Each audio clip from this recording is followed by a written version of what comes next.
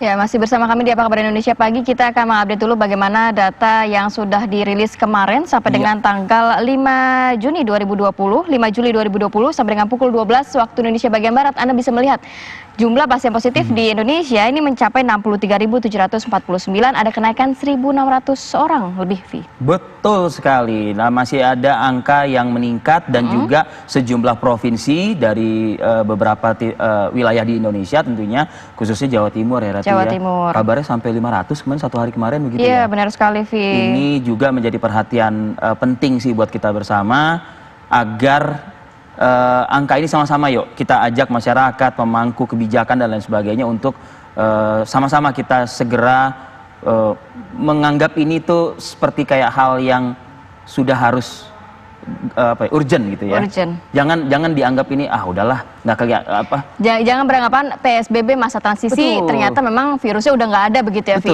Ini kan? harusnya menjadi perhatian. Musuhnya masih nggak terlihat soalnya ya, tapi angkanya juga masih terus mengkhawatirkan. Baik, kita akan ajak pemirsa ke wilayah Bogor yang kabarnya ini akan memasuki fase adaptasi kebiasaan baru atau pra-adaptasi kebiasaan baru karena sudah kurang lebih 1 bulan ya. Ya, PSBB kan? Setelah sebelumnya menerapkan PSBB dan saat ini mulai memasuki transisi, Kota Bogor siap menerapkan langkah-langkah penanganan COVID-19 untuk adaptasi kebiasaan baru atau AKB. Jadi penerapan ini terhitung sejak 3 Juli hingga 16 Juli ke depan ya, atau selama 14 hari. Ini selama penerapan adaptasi kebiasaan baru, beberapa bidang usaha diizinkan untuk beroperasi kembali. Salah satunya adalah ojek daring atau ojek online ya, dan ojek pangkalan yang diperbolehkan mengangkut penumpang. Konfigurasi jumlah penumpang dalam angkutan umum juga akan ditambah menjadi 60% ya. Ini terminal juga akan diaktifkan kembali dengan membatasi jam operasional. Sementara Wali Kota Bogor akan melakukan tes kesehatan secara massal dan akan memberlakukan denda sebesar Rp50.000 bagi siapa saja yang tidak menaati protokol kesehatan yang berlaku. Kita langsung menyapa Wali Kota Bogor, ada Kang Bima Arya. Assalamualaikum, selamat pagi Kang Bima. Kang Bima, selamat pagi. Assalamualaikum. Assalamualaikum warahmatullahi wabarakatuh, selamat pagi. Kang, ini bagaimana persiapan untuk memasuki fase adaptasi kebiasaan baru? Karena kita melihat Kang Bima saat ini kondisinya lagi di Stasiun Bogor. Ramai Kang di sana, Kang? Hari ini penumpangnya luar biasa. Ini penumpang terbanyak selama ini sejak masa PSBB. Wow. Jadi angkanya itu sudah nyaris normal ya. Saya kira mungkin ini sudah mendekati 90% dari ke kondisi biasa. Tetapi kebijakannya masih belum berubah. Masih ada pembatasan di gerbong kereta maksimal 74. Ya, artinya 35% dari kondisi normal. Jadi kantornya sudah dibuka, tapi kebijakan di gerbong keretanya belum dirubah. Walhasil warga saya ini kasihan. Menumpuk ya, Kang? Mereka ngantrinya 1,5 jam sampai 2 jam. Wow. Dari mulai datang ke stasiun sampai kereta berangkat. Kan kasihan sekali. Dan bagaimana persiapan dari Kota Bogor sendiri dengan adanya memasuki fase adaptasi kebiasaan baru ini, Kang? Kita gencarkan sekarang kampanye protokol kesehatan.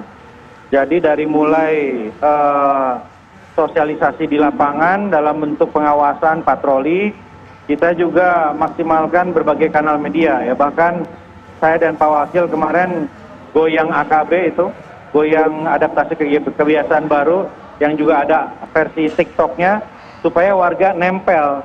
Jadi pakai masker, jaga jarak, cuci tangan itu nyampe ke warga dengan kuat, dengan berbagai macam cara. Itu strategi kita. Sembari kita cek terus kelangsungan dari protokol kesehatan di semua tempat publik, seperti mal dan lain-lain. Beberapa tempat sekarang sedang kita uji, seperti Kebun Raya akan masuk masa uji coba. Kemudian beberapa tempat wisata juga sedang kita lakukan assessment.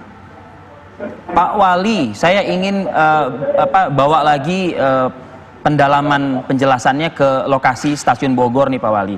Setidaknya pagi ini kan Pak Wali ada rasa kecewa lah ya gitu ya, karena gerbongnya ini masih pakai protap yang lama. Apa yang sudah Pak Wali lakukan melihat warga Pak Wali ini jadi kayak semacam ya penumpukan jadinya begitu?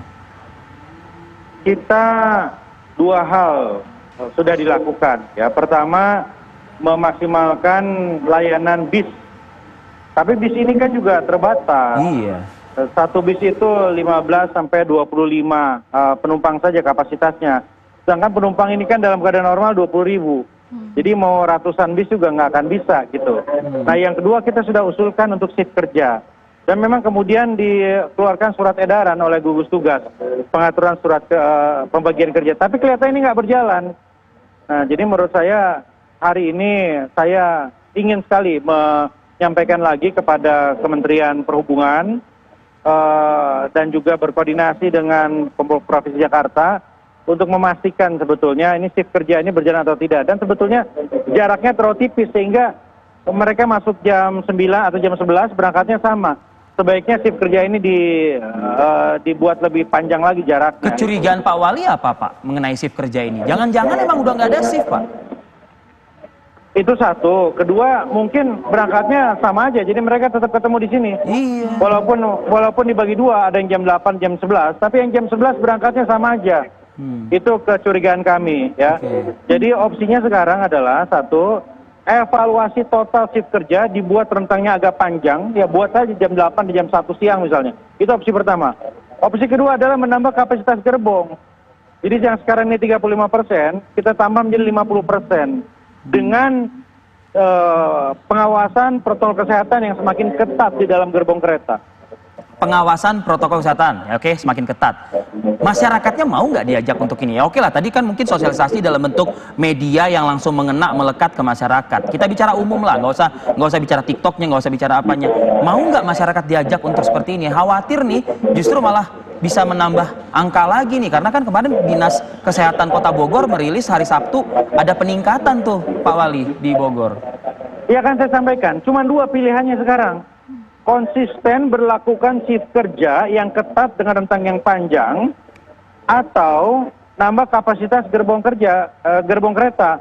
Tadi warga sudah bilang, Pak, hari ini bukan jaga jarak deh Pak, udah jaga diri aja deh. Kita nggak apa-apa sebelahan, tapi kita siap. Kita pakai masker, pakai face shield, pakai tangan panjang, pakai jaket, sampai di kantor mandi. Jadi udah seperti itu arahnya. Karena warga ini kasihan sekali, mereka 2 jam ngantri. Dan sampai kantornya mereka pun dimarahin sama bosnya. Bosnya kan nggak mau tahu persoalan apa di lapangan. Iya. Pak Wali, kalau kita melihat kan tadi 2 opsi yang diberikan yang kemungkinan bisa dilakukan. Sudahkah ada komunikasi dengan Kementerian Perhubungan, kemudian juga dengan kepala daerah lainnya begitu? Sudah seringkali kita koordinasi rapat, tapi hari ini kita akan layangkan surat lagi meminta kepada kementerian untuk mengevaluasi kebijakan pembatasan kapasitas di gerbong dari 35% menjadi 50% dulu lah gitu ya. Dan kami juga akan layangkan surat resmi juga ke Kementerian dan Provinsi Jakarta untuk mengevaluasi pembagian kerja, shifting kerja. Kalau kemarin hasil dari evaluasi PSBB di Kota Bogor bagaimana Pak? Ya relatif sebetulnya melandai ya, artinya angka penularannya ini terendah se-Bodebek 0,33%, tapi tetap belum aman. Karena kita lihat sebetulnya klaster yang paling riskan itu ada klaster di luar kota. Jadi sebagian besar kasus positif di Bogor itu tertularnya justru dari luar kota. Nah bagaimana Kang Bima nih, Wali Kota, menyikapi ini begitu ibaratnya? Bagaimana? Ya bagaimana menyikapi ini, menyikapi klaster yang dari luar Bogor ini begitu? Ya kita awasi di pemukiman, di lingkungan begitu ya. Jadi setiap ada warga yang baru dinas di luar kota atau berpergian, kita harus diisolasi. Itu kuncinya di situ. Karena sebagian besar pasien positif ini, ya yang dinas ke Sumatera, dinas Kalimantan, dinas Sulawesi, ya pulang kemudian ada gejala. Entah kenanya di sana ataupun di alat transportasinya ya, seperti pesawat. Jadi kuncinya adalah siapapun yang baru dari luar kerja, itu harus lapor dan isolasi saja. Isolasinya mandiri gitu ya Kang ya? Ya. Mereka mau nggak disiplin nggak untuk melakukan itu Kang? Ya kan di lapangan terjadi banyak sekali dinamika. Ada yang nurut, ada yang tetap harus bekerja dan lain-lain. Nah itu setiap kasusnya itu kita selesaikan di wilayah. Kan kita ada tim RW Siaga, ada detektif COVID, deteksi aktif COVID. Nah, ada yang unit lacak, ada unit pantau. Nah mereka inilah yang memastikan sistem ini berjalan di lapangan. Kang, mungkin apa yang mau disampaikan ke warga Bogor memasuki fase baru ini begitu, Kang? Kuncinya adalah disiplin kita. Jadi disiplin kita itu adalah vaksin kita sekarang. Masker, jaga jarak, cuci tangan itu kuncinya. Dan tetap patuhi semua protokol kesehatan dimanapun Anda berada. Mau ke mall, mau ke toko, mau kemana, semua sudah ada protokol kesehatannya. Dari mulai cek suhu, cuci tangan, jaga jarak, dan lain-lain. Jadi sekarang semua ada dikembalikan kepada kita sendiri bagaimana kita membangun benteng yang kuat dengan disiplin kita. Akankah sanksi yang tegas juga akan diberikan nantinya melihat di adaptasi kebiasaan Ada denda baru ini? 50.000 tadi kalau nggak salah kan? Bagi pengelola tempat usaha, sanksinya akan tegas dan keras. Tetapi bagi individu, sifatnya edukasi dan himbauan.